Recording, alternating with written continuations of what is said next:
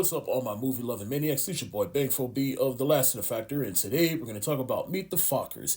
Yep, I'm continuing my Meet the Parents marathon with Meet the Fockers, which is the second film, and it's also celebrating its 20th anniversary. So let's review.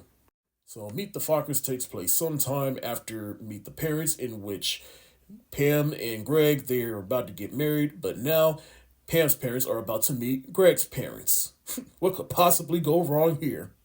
Well, a lot could go wrong, especially if Greg's future father in law, Jack Burns, is basically not only eyeing him, but eyeing his parents to see where Greg comes from and to see what his daughter Pam is marrying into. Now, Meet the Parents, it's one of my favorite comedies of all time, but I've always had a soft spot for Meet the Fockers because I've just always loved spending time with these characters and seeing basically what happened to them after the events of the first film. And there's also the novelty of seeing Greg's parents. Now, is it as good as the first film? No, but it's still entertaining and funny as hell to me. Like, I remember my parents bought this on DVD, and I was just so excited because, again, I love that first film, and I remember watching this over and over again. It was just that entertaining to me, and so for nostalgic reasons, I always have a spot in my heart for it. And I still feel the same way about this film.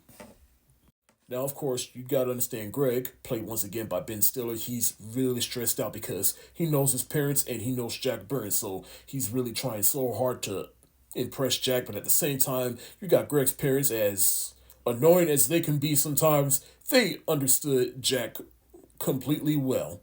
They read the fuck out of him and they understand why he is stressing the fuck out of their son. Now, his fiance, Pam, played by Terry Pablo, I gave her shit for the first movie, but I've always felt her behavior did get better in the second and third film, and she's just a lot more supportive and understanding, and definitely more self-aware about her daddy's bullshit. Though I'll admit, she did try it once because there's a moment where she finds out that Greg's babysitter was also the woman that took his virginity, and she tried to say like, you never told me about that, and then Greg was like, well, you wasn't so forthcoming about your ex fiance, and then she tried to get a little dig in there. I'm like, at least it wasn't my babysitter, but they just let that slide though.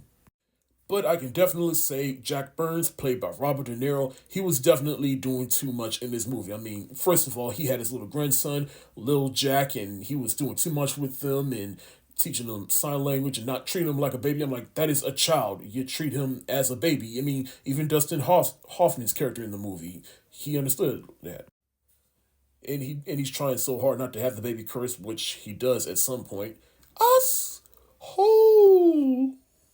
Jack puts on the nipples and then he's spending too much time with him. And then there's that over elaborate RV. Now, like I said, Greg's parents, played by Dustin Hoffman and Barbara Streisand, they were annoying as hell, but at the same time, they were loving parents and they were a good foil to Jack because they were the complete opposite to him. They have a way of doing things, whereas Jack has his way and too stubborn about it. And plus, they like to celebrate all of Greg's accomplishments and even failures. They even put up the sixth place ribbon. And Jack's like, I know they made sixth place ribbons. And then Greg's dad was like, oh, they made ribbons for every single place.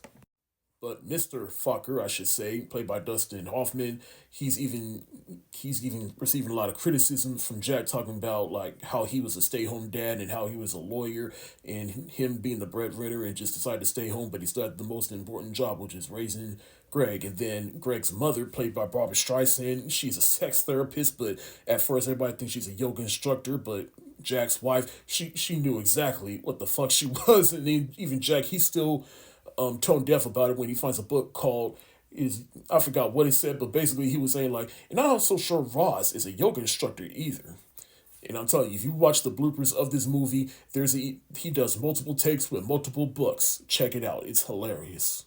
And like I said, Pam is getting tired of Jack's shit, and even his wife is getting tired of Jack's shit. Some other hilarious scenes include the football scene, the dinner scene where Jack is suspect that Greg had fathered a child that he didn't know about, and he suspects Greg knew about it all along. But so he tries to get the CIA in on it, and then he drugs him with truth serum, and then Greg gets on stage and not only reveals that he may have fathered a child, but that Pam is pregnant. Oh, spoiler alert! And everybody except him knew about it throughout the course of the movie. And then Jack gets upset and runs away in the RV with the baby. But that also leads to one of my favorite scenes that is just hilarious to me, and it's with Tim Blake Nelson. He plays a sheriff. He arrests all three of the men. He's like, "Remain in the vehicle. Halt! Your son has nearly been stung by a less lethal weapon. See how what? It says here you retire. What you gonna show me next, old timer? Your AARP card?" I don't know. That scene was always just hilarious to me. Like I said, is this movie as good as the first? No. And the parents, well, Greg's parents, they can be a little annoying at times. But like I said, they were a good foil to Jack, and they understood him very well, and they knew all his bullshit. Basically, they were the ones that had the balls to call out and stand up to all his BS. I will always have a spot in my heart for this film just for being an entertaining follow up to the original film, and that's why I'm gonna give Meet the Fockers a very low hard eyes emoji. But that's it for the day. Thank y'all so much for watching. Have you seen Meet the Fockers? Do you think it's not as good as the first film, or do you think it's better than the first film? Let me know what you think in the comments section below. This is your boy Bankful B of the Lassiter Factor. Stay safe, wash your hands, peace.